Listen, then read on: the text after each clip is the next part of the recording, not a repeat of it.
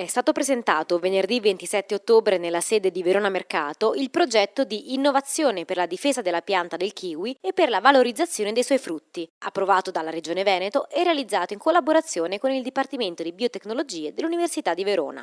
La ricerca ha portato a diversi importanti risultati, come ci raccontano le docenti Flavia Guzzo e Annalisa Polverari.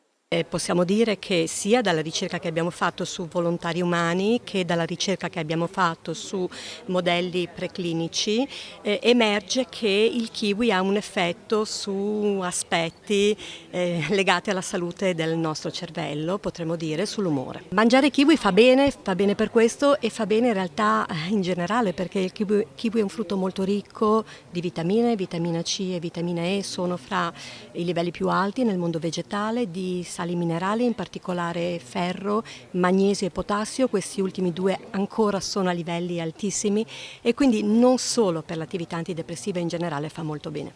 Sono degli approcci innovativi che servono a evitare la comparsa di ceppi batterici resistenti. Poi però volevamo anche proporre agli agricoltori delle strategie che fossero almeno in parte sperimentabili sulle piante, già da presto, e quindi abbiamo iniziato a guardarci intorno nel mondo degli estratti naturali, delle molecole, diciamo, di interesse farmacologico anche umano, però di derivazione naturale, che potessero essere sperimentate già in pieno campo con delle modalità però di formulazione innovativa. Un progetto che testimonia la sinergia tra Ateneo e territorio, come ricorda Mario Pezzotti, delegato direttore alla ricerca. L'Università di Verona ha messo le sue migliori competenze a disposizione della Regione per realizzare un progetto che potesse risolvere e approfondire alcuni temi.